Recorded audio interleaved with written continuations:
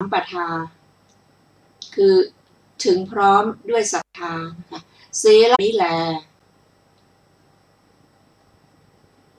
ก็จบสัมปทาสูตรที่6นะคะสำหรับสูตรที่7ชื่อว่าธนสูตรว่าด้วยทรัพย์5ประการดูก่อนภิกษุทั้งหลายทรัพย์5ประการนี้5ประการเป็นไฉนคือทรัพย์คือศรัทธา1ทรัพย์คือศีล1ทรัพย์คือสุตะ1ทรัพย์คือจาคะ1ทรัพย์คือปัญญา1ดูก่อนภิกษุทั้งหลายก็ทรัพย์คือศรัทธาเป็นไฉนอริยสาวกในธรรมวินัยนี้เป็นผู้มีศรัทธาย่อมเชื่อพระปัญญาเครื่องตรัสรู้ของตถาคตว่าแม้เพราะเหตุนี้พระผู้มีพระภาคเจ้าพระองค์นั้นและอื่นๆเป็นผู้เบิกบานแล้วเป็นผู้จำแนกธรรมนี้เรียกว่าทรัพย์คือศรัทธาก็ทรัพย์คือศีลเป็นไฉนดูก่อนภิกษุทั้งหลายอริยสาวกในธรรมวินัยนี้เป็นผู้เว้นขาดจากปาณาติบาตและข้ออื่นๆจนถึงเว้นขาดจากการดื่มสุราและเมรัยอันเป็นที่ตั้งแห่งความประมาทนี้เรียกว่าทรัพย์คือศีลก็ทรัพย์คือสุตะเป็นไฉนดูก่อนภิกษุทั้งหลายอริยสาวกในธรรมวินัยนี้เป็นพหูสูตรและอื่นๆแทงตลอดด้วยดีด้วยทิฏฐินี้เรียกว่าทรัพย์คือสุตตะก็ทรัพย์คือจาคะเป็นไฉนดูก่อนภิกษุทั้งหลายอริยสาวกในธรรมวินัยนี้มีใจปราศจากมลทินคือความตระหนี่อยู่ครองเรือนมีจาคะอันปล่อยแล้วมีฝ่ามืออันชุ่มยินดีในการเสียสละควรแก่การขอยินดีในทานและการจำแนกทานนี้เรียกว่าทรัพย์คือจาคะก็ทรัพย์คือปัญญาเป็นไฉนดูก่อนภิกษุทั้งหลายอริยสาวกในธรรมวินัยนี้เป็นผู้มีปัญญาประกอบด้วยปัญญาอันอย่างถึงความตั้งขึ้นและความเสื่อมไปเป็นอริยะชำระกิเลสให้ถึงความสิ้นทุกข์โดยชอบนี้เรียกว่าทรัพย์คือปัญญาดูก่อนภิกษุทั้งหลายทรัพย์5ประการนี้แหละมีพระกาถาว่าผู้ใดมีความเชื่อในตถาคตตั้งมั่นไม่หวั่นไหวมีศีลอันงามอันพระอริยะชอบใจสรรเสริญมีความเลื่อมใสในพระสงฆ์และมีความเห็นตรงบัณฑิตทั้งหลายกล่าวผู้นั้นว่าไม่เป็นคนขัดสนชีวิตของผู้นั้นไม่เปล่าประโยชน์เพราะเหตุนั้นผู้มีปัญญาเมื่อนึกถึงคำสั่งสอนของพระพุทธเจ้าทั้งหลายพึงประกอบศรัทธาศีลประสาทะและความเห็นธรรมเนืองๆเถิดจบธนสูตรที่7ต่อไปเป็นสูตรที่8ชื่อว่าฐานะสูตรว่าด้วย5ประการที่ใครๆไม่พึงได้ดูก่อนภิกษุทั้งหลายฐานะ5ประการนี้อันสมณะพราหมณ์เทวดามารพรหมหรือใครๆในโลกไม่พึงได้5ประการเป็นไฉนคือฐานะว่าขอสิ่งที่มีความแก่เป็นธรรมดาของเราอย่าแก่1ขอสิ่งที่มีความเจ็บไข้เป็นธรรมดาของเรา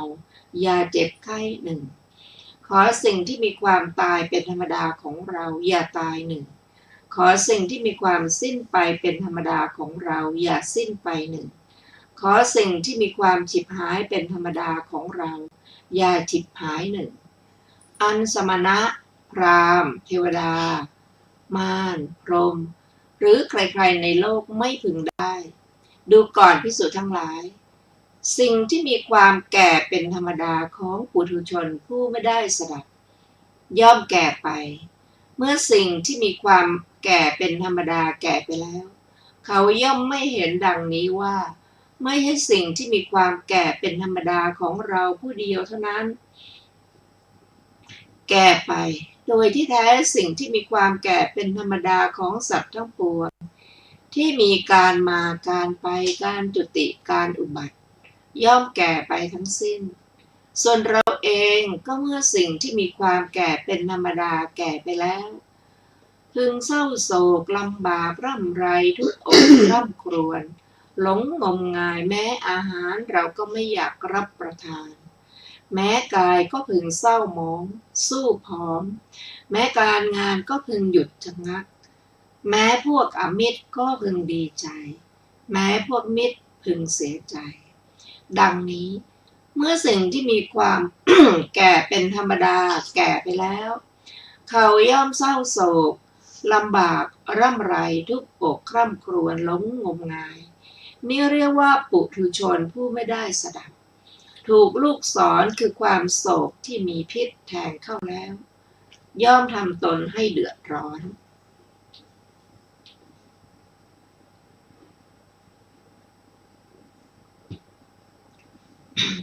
ดูก่อนภิกษุทั้งหลาย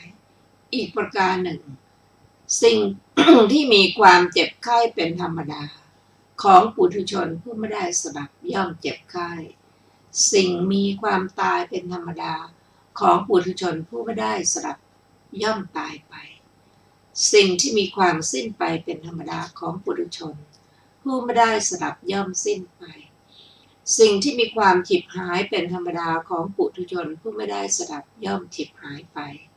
เมื่อสิ่งที่มีความฉิบหายเป็นธรรมดาฉิบหายไปแล้วเขาย่อมไม่พิจารณาเห็นดังนี้ว่าไม่ใช่สิ่งที่มีความฉิบหายเป็นธรรมดาของเราผู้เดียวเท่านั้นฉิบหายไป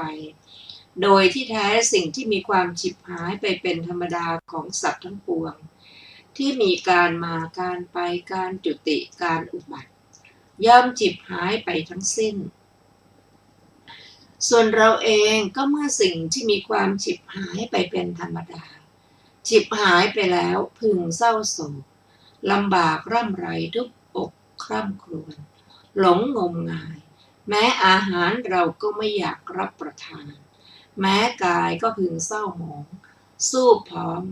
แม้การงานก็พึงหยุดชะงักแม้พวกอมิตรก็พึงดีใจแม้พวกมิตรพึงเสียใจดังนี้เมื่อสิ่งที่มีความฉิบหายเป็นธรรมดาฉิบหายไปแล้วเขาย่อมเศร้าโศกลำบากร่ำไรทุกอกคร่ำครวญหลงงมงายนี้เรียกว่าปุถุชนผู้ไม่ได้สดับถูกลูกศรคือความโศกที่มีพิษแทงเข้าแล้วย่อมทำให้ตนเดือดร้อนดูก่อนภิกษุทั้งหลายส่วนว่าสิ่งที่มีความแก่เป็นธรรมดาของอริยสาวกผู้ได้สดับย่อมแก่ไปเมื่อสิ่งที่มีความแก่เป็นธรรมดาแก่ไปแล้วอริยสาวกนั้นพึงย่อมพิจารณาเห็นดังนี้ว่าไม่ใช่สิ่งที่มีความแก่เป็นธรรมดาของเราผู้เดียวเท่านั้นแก่ไปโดยที่แท้สิ่งที่มีความแก่เป็นธรรมดาของสัตว์ทั้งปวงที่มีการมาการไปการจุติการอุบัติย่อมแก่ไปทั้งสิ้นส่วนเราเองก็เมื่อสิ่งที่มีความแก่เป็นธรรมดาแก่ไปแล้วพึงเศร้าโศกลำบากร่ำไร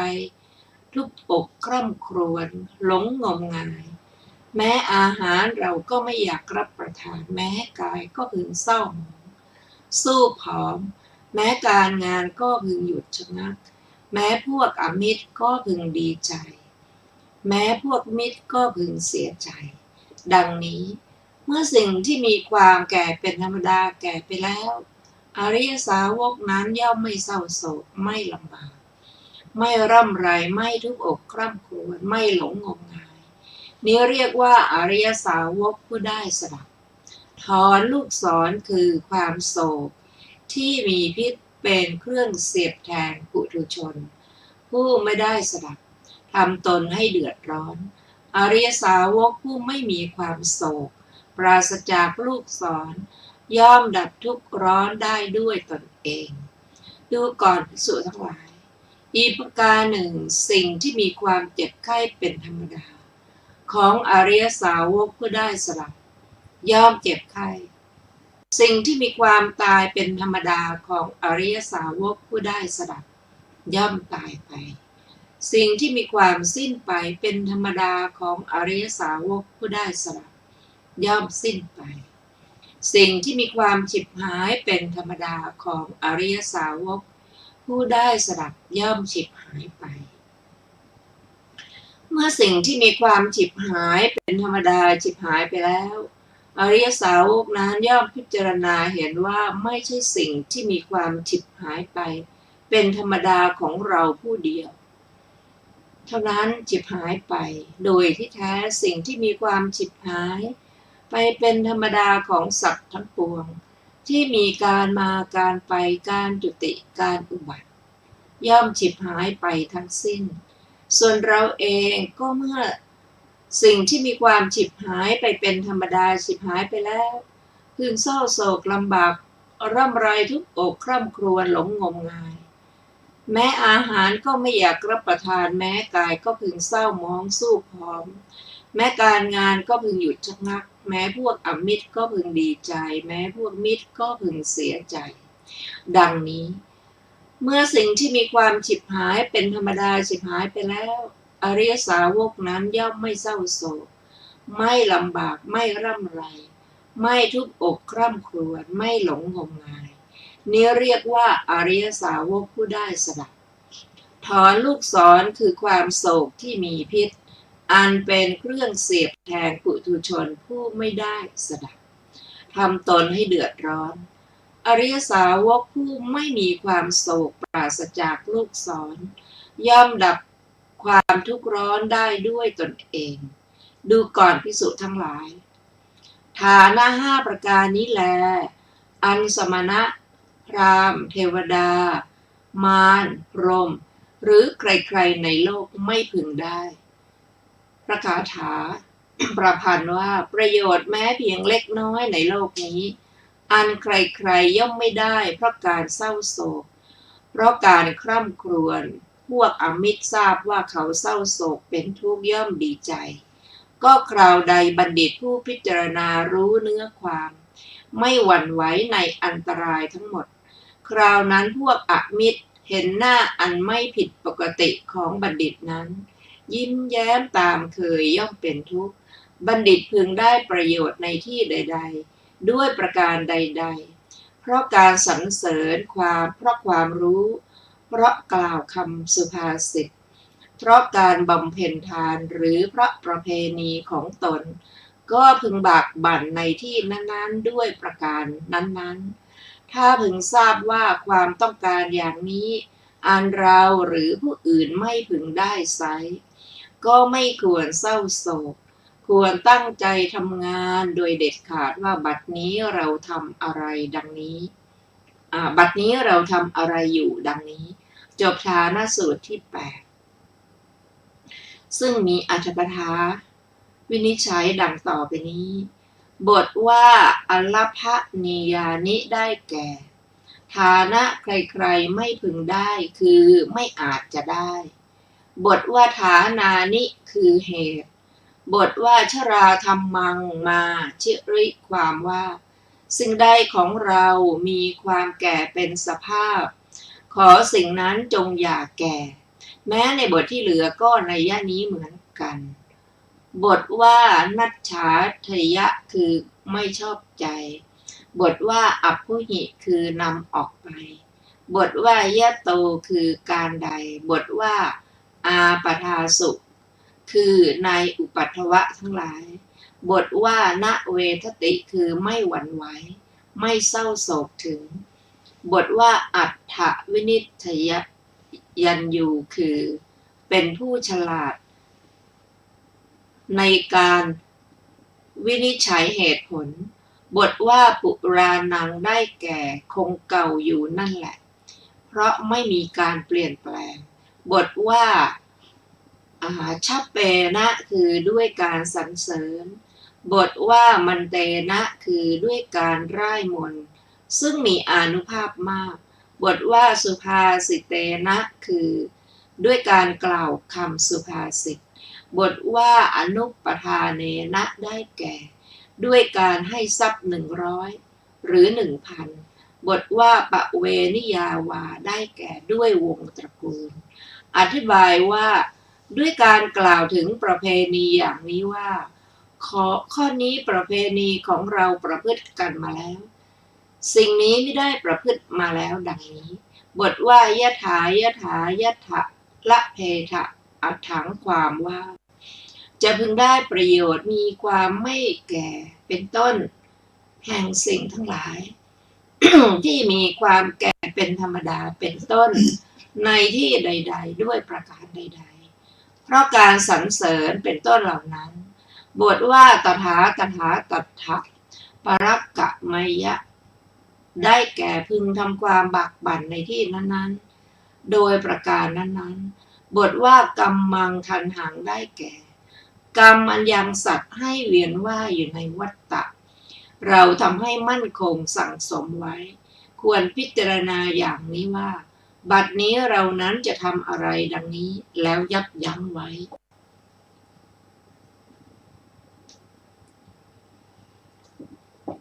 จบอรรถกถาฐานสูตรที่8ต่อไปเป็นโกศลสูตรว่าด้วยฐานะที่หาไม่ได้5ประการสมัยหนึ่งพระผู้มีพระภาคเจ้าประทับอยู่ณพระวิหารเชตวันอารามของท่านอนาถบิณฑิกเศรษฐีใกล้พระนครสาวัตถี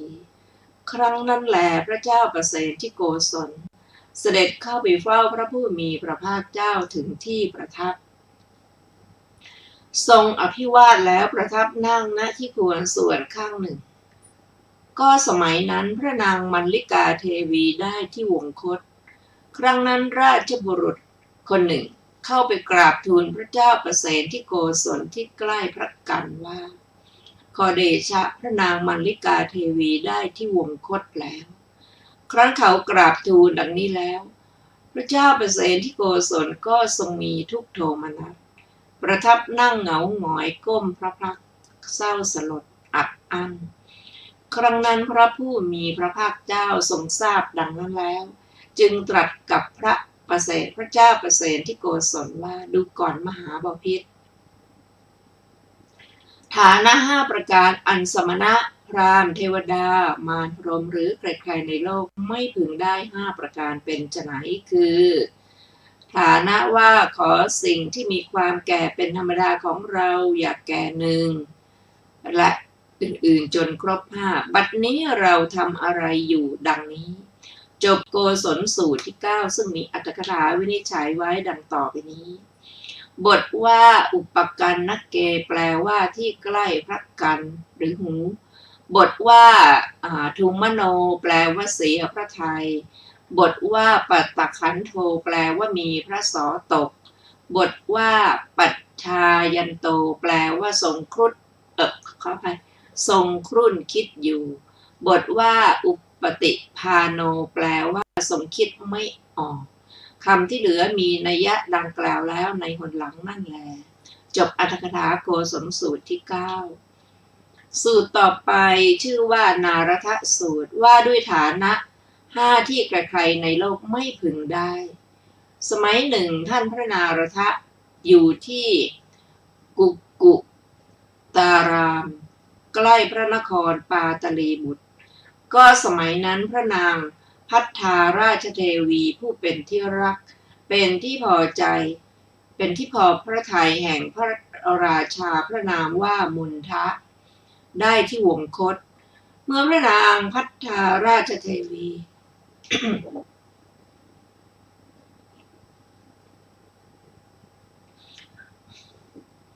ผู้เป็นที่รักเป็นที่พอพระทัยที่วงคตไปแล้ว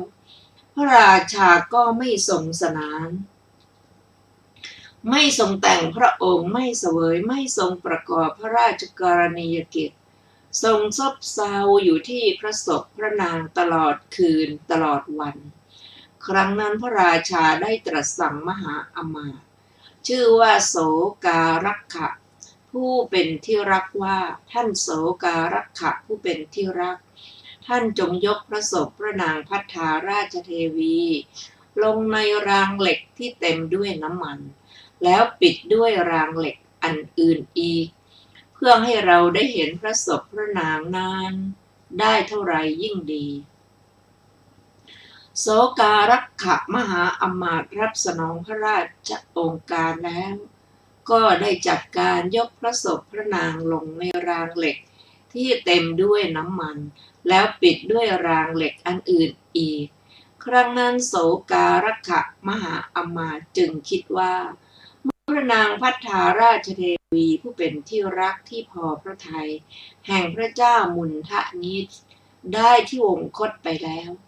พระราชาไม่ทรงสนานไม่ทรงแต่งพระองค์ไม่เสวยไม่ทรงประกอบพระราชกรณียกิจทรงซบเซาอยู่ที่พระศพพระนางตลอดคืนตลอดวัน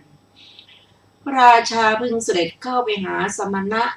หรือพราหมณ์รูปใดหนอได้ทรงสดับธรรมแล้วจะพึงละลูกศรคือความโศกได้ลำดับนั้นโสการักขมหาอมาตย์จึงคิดว่าท่านพระนารถรูปนี้อยู่ที่กุกุตารามใกล้พระนครปาตลีบุตรก็กิตติศัพท์อันงามของท่านพระนารถขจรไปแล้วอย่างนี้ว่าเป็นบัณฑิตฉลาดมีปัญญาเป็นพหูสูตรมีถ้อยคำวิจิตรมีปฏิภาณดีงามเป็นพุทธบุคคลและเป็นพระอรหันต์จึงควรที่พระเจ้ามุนทะจะเสด็จเข้าไปหาเพื่อบางทีได้ทรงสดับธรรมของท่านแล้วพึงทรงละลูกศรคือความโศกได้ลำดับนั้นโสการักขมหาอมาตย์จึงเข้าไปเฝ้าพระเจ้ามุนทะและกราบทูลว่าขอเดชะท่านพระนารถรูปนี้อยู่ที่กุกุตารามใกล้พระนครปาตลีบุตรก็กิตติศัพท์อันงามของท่านพระนารถขจรไปแล้วอย่างนี้ว่าเป็นบัณฑิตฉลาดมีปัญญาเป็นพหูสูตรมีถ้อยคำอันวิจิตรมีปฏิภาณดีงามเป็นวุฒบุคคลและเป็นพระอรหันต์ก็ถ้าพระองค์จะพึงเสด็จเข้าไปหาท่าน แล้วสายบางทีได้ทรงสดับธรรมของท่านแล้วพึงทรงละลูกศรคือความโศกได้พระเจ้ามุนทะจึงตรัสสั่งว่าท่านโลการักขะถ้าฉะนั้นท่านจงไปบอกท่านพระนารถให้ทราบเพราะกษัตริย์เช่นเราพึงเข้าใจว่าสมณะหรือพราหมณ์ที่อยู่ในราชอาณาจักรยังไม่ได้แจ้งให้ทราบก่อนจะพึงเข้าไปหาได้อย่างไรโสการักขมหาอมาตย์รับสนองพระบรมราชโองการแล้วได้เข้าไปหาท่านพระนารถอภิวาทแล้วนั่งณที่ควรส่วนข้างหนึ่งครั้นแล้วกล่าวว่าข้าแต่ท่านผู้เจริญพระนางพัฒาราชเทวีผู้เป็นที่รักที่พอพระทัยแห่งพระเจ้ามุนทะนี้ได้ที่วงคตแล้วเมื่อพระนางพัฒาราชเทวีผู้เป็นที่รักที่พอพระทัยได้ที่วงคตไปแล้วพระราชาก็ไม่ทรงสนานไม่ทรงแต่งพระองค์ไม่เสวยไม่ทรงประกอบพระราชกรณียกิจทรงซบเซาอยู่ที่พระศพแห่งพระนางพัฒาราชเทวีตลอดคืนตลอดวันขอท่านพระนารถจงแสดงธรรมแก่พระราชาโดยให้พระราชาพึงทรงละลูกศรคือความโศกได้เพราะได้ทรงสดับธรรมของท่านพระนารถท่านพระนารถจึงกล่าวว่าดูก่อนมหาอมาตย์ขอให้พระราชาทรงทราบเวลาที่ควรณบัดนี้ลำดับนั้นโสการักขมหาอมาตย์ลุกจากที่นั่งอภิวาทท่านพระนารถทำประทักษิณเสร็จแล้วได้เข้าไปเฝ้าพระมุนทะแล้วกราบทูลว่าขอเดชะท่านพระนารถได้เปิดโอกาสให้เสด็จไปหาได้แล้วบัดนี้ขอพระองค์จงทรงทราบเวลาที่ควรเถิดพระเจ้าข้าพระเจ้ามุนทะตรัสว่าถ้าเช่นนั้นท่านจงให้พนักงานเทียมพาหนะที่ดีๆไว้โสการักขมหาอมาตย์รับสนองพระบรมราชโองการแล้วได้ให้พนักงานเทียมพระราชพาหนะที่ดีๆไว้เสด็จแล้วจึงกราบทูลว่าขอเดชะข้าพระพุทธเจ้าได้ให้พนักงานเทียมพระราชพาหนะที่ดีๆไว้เสร็จแล้ว ขอพระองค์จงทรงทราบเวลาที่ควรเถิดพระเจ้าข้าลำดับนั้นพระเจ้ามุนทะเสด็จขึ้นทรงพระราชพาหนะที่ดีๆไปสู่กุตารามเพื่อพบกับท่านพระนารถะ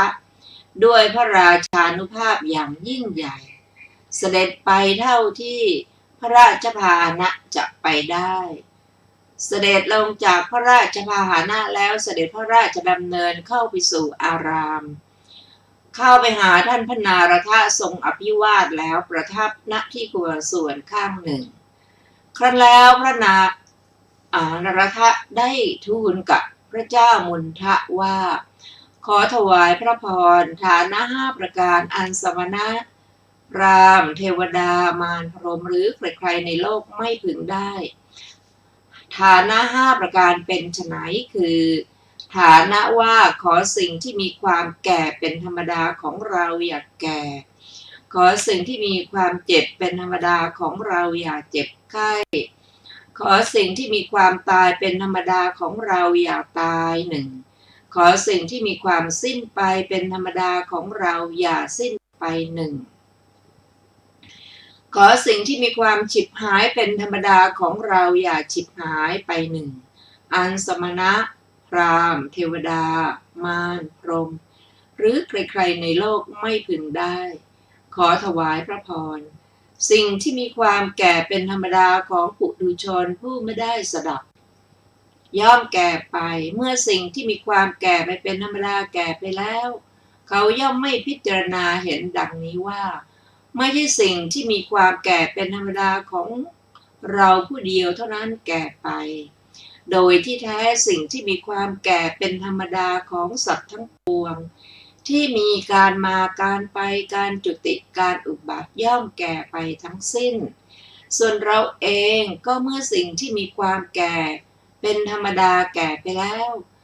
พึงเศร้าโศกลำบากคร่ำไรทุบอกคร่ำครวญหลงงมงายแม้อาหารเราก็ไม่อยากรับประทานแม้กายก็พึงเศร้าหมองสู้ผอมแม้การงานก็พึงหยุดชะงักแม้พวกอมิตรก็พึงดีใจแม้พวกมิตรก็พึงเสียใจดังนี้เมื่อสิ่งที่มีความแก่เป็นธรรมดาแก่ไปแล้วเขาย่อมเศร้าโศกลำบากร่ำไรทุบอกคร่ำครวญหลงงมงายนี้เรียกว่าปุถุชนผู้ไม่ได้สดับถูกลูกศรคือความโศกที่มีพิษเสียบแทงเข้าแล้วย่อมทำตนให้เดือดร้อนขอถวายพระพรอีกประการหนึ่งสิ่งที่มีความเจ็บไข้เป็นธรรมดาของปุถุชนผู้ไม่ได้สดับย่อมเจ็บไข้สิ่งที่มีความตายเป็นธรรมดาของปุถุชนผู้ไม่ได้สดับย่อมตายไปสิ่งที่มีความสิ้นไปเป็นธรรมดาของปุถุชนผู้ไม่ได้สดับย่อมสิ้นไปสิ่งที่มีความฉิบหายเป็นธรรมดาของปุถุชนผู้ไม่ได้สดับย่อมฉิบหายไปเมื่อสิ่งที่มีความฉิบหายเป็นธรรมดาฉิบหายไปแล้วเขาย่อมไม่พิจารณาเห็นดังนี้ว่าไม่ใช่สิ่งที่มีความฉิบหายเป็นธรรมดาของเราผู้เดียวเท่านั้นฉิบหายไปโดยที่แท้สิ่งที่มีความฉิบหายเป็นธรรมดาของสัตว์ทั้งปวงที่มีการมาการไปการจุติการอุบัติย่อมฉิบหายไปทั้งสิ้นส่วนเราเองก็เมื่อสิ่งที่มีความฉิบหายไปเป็นธรรมดาฉิบหายไปแล้วพึงเศร้าโศกลำบากร่ำไรทุบอกคร่ำครวญหลงงมงายแม้อาหารเราก็ไม่อยากรับประทานแม้กายก็พึงเศร้าหมองสู้ผอม แม้การงานก็พึงหยุดชะงักแม้พวกอมิตรก็พึงดีใจแม้พวกมิตรก็พึงเสียใจดังนี้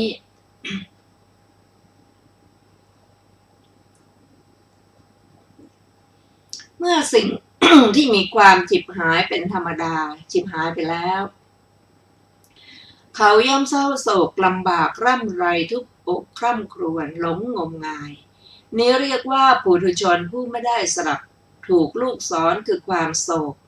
ที่มีพิษเสียบแทงเข้าแล้วย่อมทำตนให้เดือดร้อนขอถวายพระพร ส่วนว่าสิ่งที่มีความแก่เป็นธรรมดาของอริยสาวกผู้ได้สดับย่อมแก่ไปเมื่อสิ่งที่มีความแก่เป็นธรรมดาแก่ไปแล้วอริยสาวกนั้นย่อมพิจารณาเห็นดังนี้ว่าไม่ใช่สิ่งที่มีความแก่เป็นธรรมดาของเราผู้เดียวเท่านั้นแก่ไป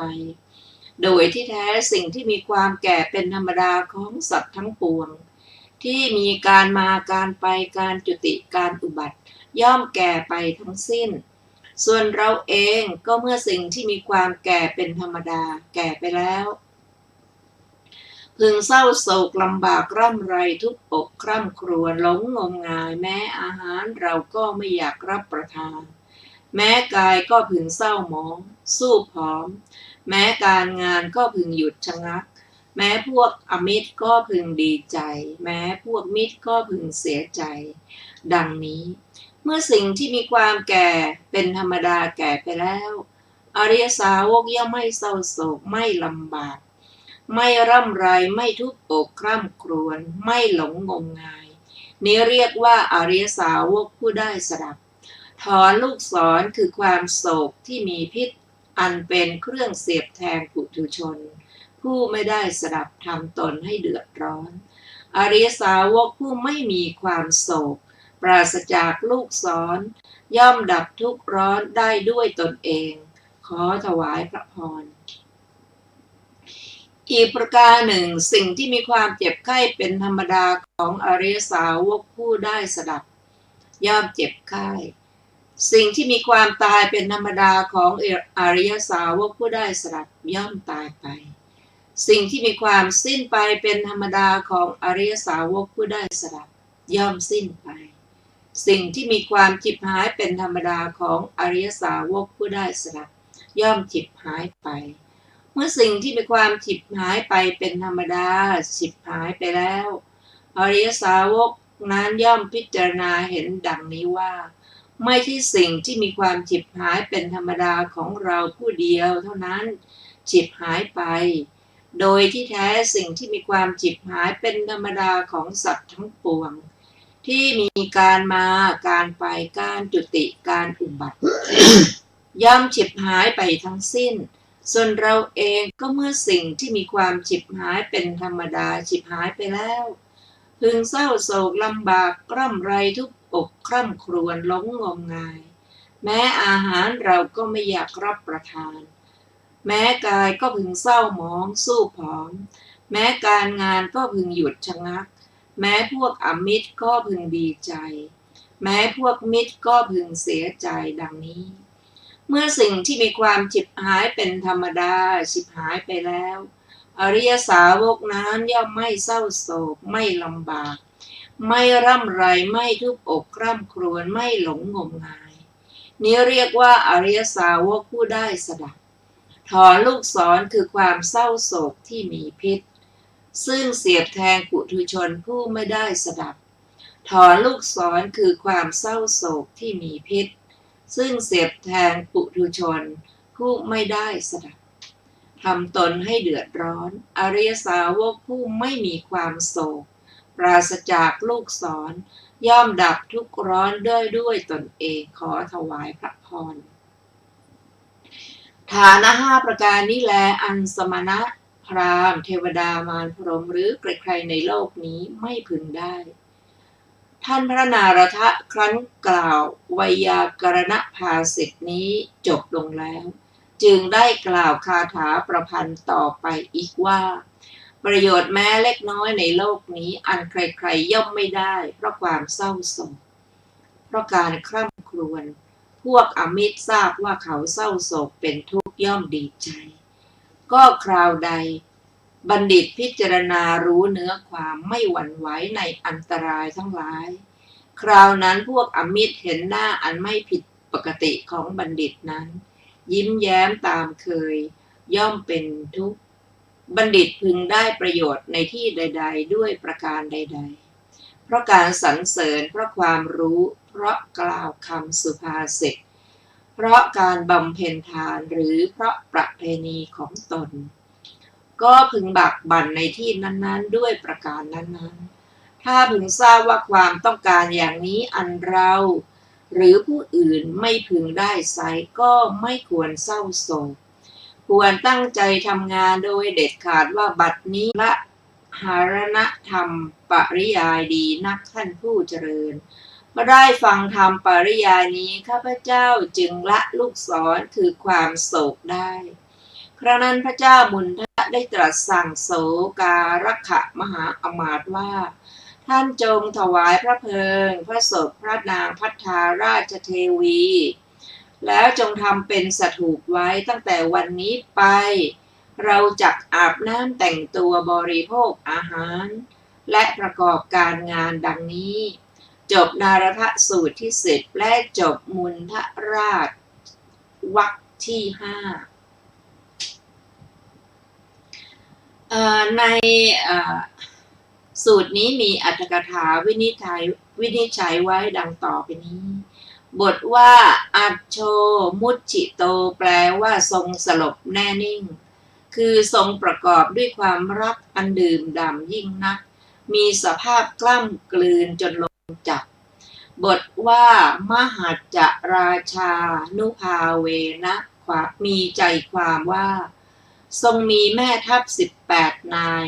ห้อมล้อมแล้วด้วยพระราชานุภาพยิ่งใหญ่เสด็จออกไปด้วยพระราชฤทธิ์อันใหญ่ยิ่งศัพท์ว่าตักคะเป็นนิบาตลงในอัฏฐว่าจริงโดยส่วนเดียวแน่นอนอธิบายว่าเป็นเครื่องนำออกซึ่งความโศกสันโดยส่วนเดียวพระราชาทรงสดับโอวาทนี้แล้วทรงดำรงอยู่ในโอวาทนั้นทรงครอบครองราชสมบัติโดยธรรมโดยชอบแล้วได้เป็นผู้มีสวรรค์เป็นเบื้องหน้าแล้วด้วยประการฉนี้จบอรรถกถานารทสูตรที่10และจบมุนทราชวรรควรรณนาที่5และจบปฐมปัณณาสรวมพระสูตรที่มีในวรรคนี้คือ1อาทิยสูตร2สัพปุริสสูตร3อิทธสูตร4มหาปทายีสูตรขอไปมนาปทานยีสูตร5อภิสันทนาสูตร6สัมปทาสูตร7ธนสูตร8ฐานะสูตร9โกศลสูตรและ10นารทสูตรพร้อมทั้งอรรถกถาต่อไปเราจะได้ศึกษาในทุติยปัณณาสนิวรณวรรคที่1สูตรแรกชื่อว่าอาวรณสูตรว่าด้วยนิวรณ์5ประการสมัยหนึ่งพระผู้มีพระภาคเจ้าประทับอยู่ณพระวิหารเชตวันอารามของท่านอนาถบิณฑิกเศรษฐีใกล้พระนครสาวัตถีณที่นั้นแลพระผู้มีพระภาคเจ้าตรัสเรียกภิกษุทั้งหลายว่าดูก่อนภิกษุทั้งหลายภิกษุเหล่านั้นทูลรับสนองพระผู้มีพระภาคเจ้าแล้วพระผู้มีพระภาคเจ้าได้ตรัสว่าดูก่อนภิกษุทั้งหลายนิวรณ์เครื่องกลางกั้น5ประการนี้ครอบงำจิตแล้วทำปัญญาให้ทุรพล5ประการเป็นไฉนคือนิวรณ์เครื่องกลางกั้นคือกามฉันทะ1นิวรณ์เครื่องกลางกั้นคือพยาบาท1นิวรณ์เครื่องกลางกั้นคือถีนมิทะ1นิวรณ์เครื่องกลางกั้นคืออุทธัจจะกุกกุจะ1นิวรณ์เครื่องกลางกั้นคือวิจิกิจฉา1ดูก่อนภิกษุทั้งหลายนิวรณ์เครื่องกลางกั้น5ประการนี้แลครอบงำจิตแล้วทำปัญญาให้ทุรพล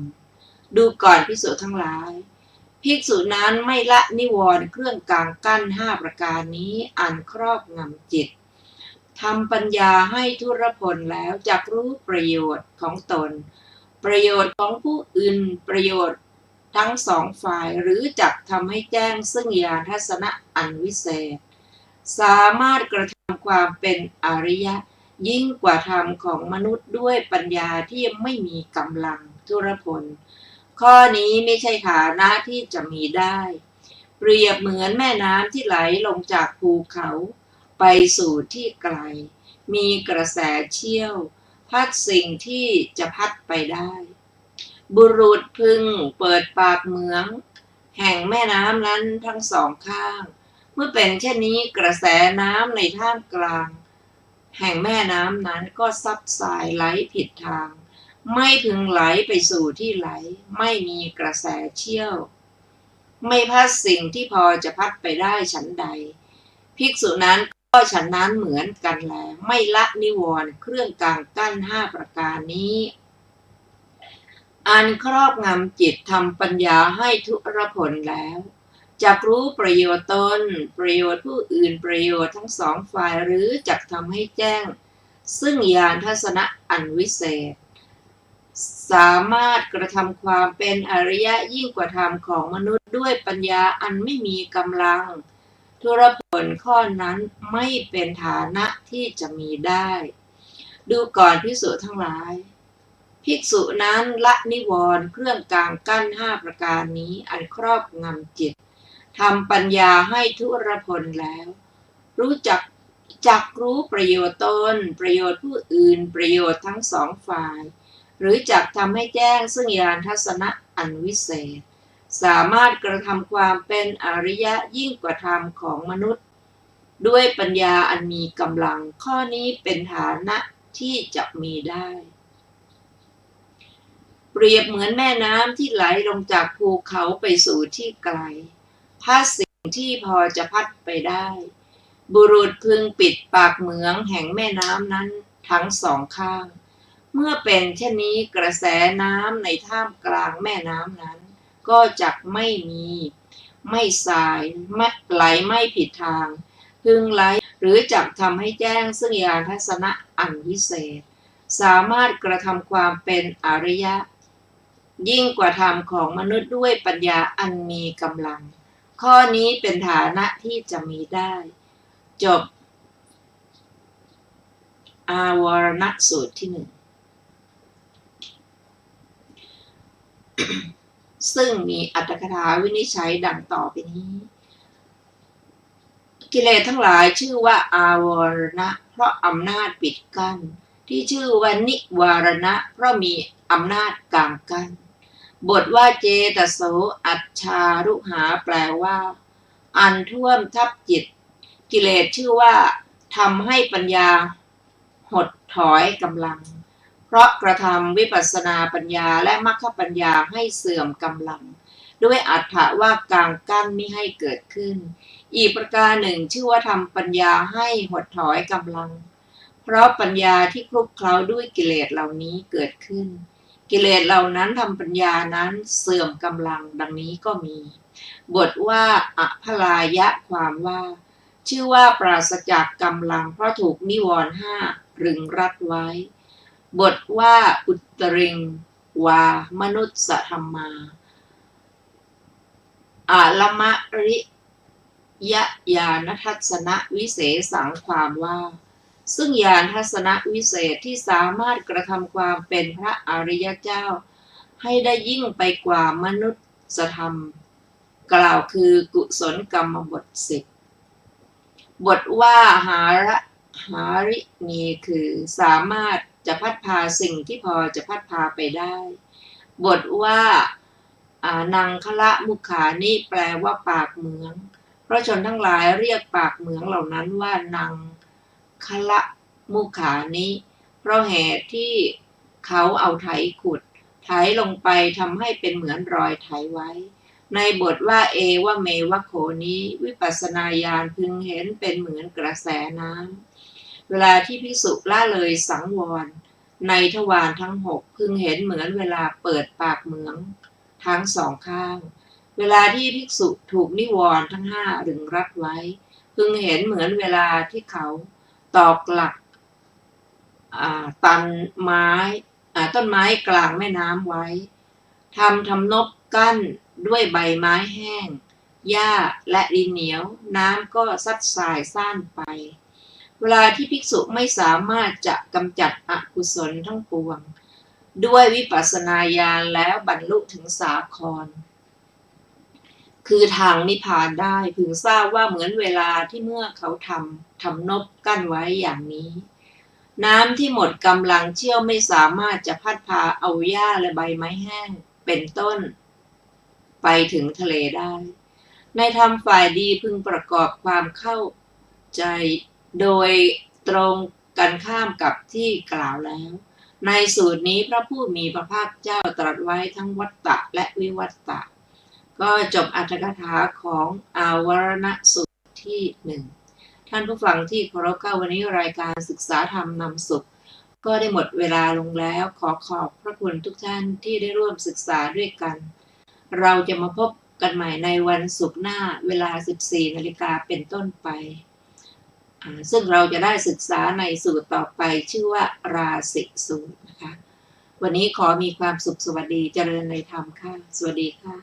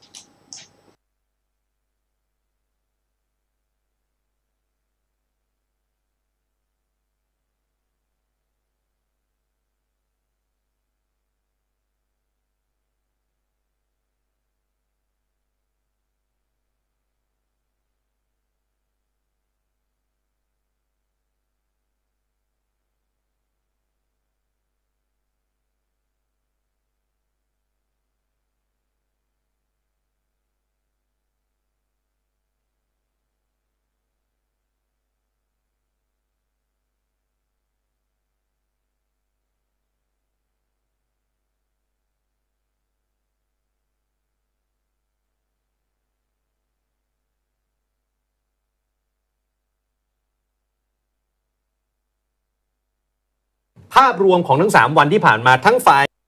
รัฐบาลฝ่ายค้านทั้งอาจารย์สมชัยแล้วก็อาจารย์ธนพรเนี่ยมองยังไงอาจารย์สมชัยเคยนะคืออย่างนี้ถ้ามองในแง่ของตัวเนื้อของงบประมาณก่อนนะครับว่าตัว 3.48 ล้านเนี่ยรัฐบาลสามารถชี้แจงแล้วก็ทำให้ประชาชนเห็นรู้สึกว่ามันเป็นทิศทางในการทำงานของรัฐบาลที่จะทำให้การทำงานภายในปีหน้าเนี่ยเป็นความหวังของประชาชนได้หรือไม่นะครับได้ไหมฮะเดี๋ยวดินะครับนะฮะอาจารย์เกริ่นก่อนนะคือบอกว่าอย่างนี้ครับว่างบประมาณชิ้นนี้เนี่ยก้อนนี้เนี่ยเป็นงบประมาณซึ่งรัฐบาลคุณเศรษฐาเนี่ยต่อยอดมาจากรัฐบาลของคุณประยุทธ์นะครับพลเอกประยุทธ์เนี่ยทำงบก้อนนี้เสร็จไว้ตั้งแต่ประมาณสักเดือนมกรากุมภาปี66นะครับเข้าที่ประชุมครม.สักประมาณเดือนมีนาคือทำเสร็จตั้งแต่ตอนนั้นแล้วก็เผอิญว่ามันติดเลือกตั้งนะฮะติดมีการเปลี่ยนรัฐบาลใหม่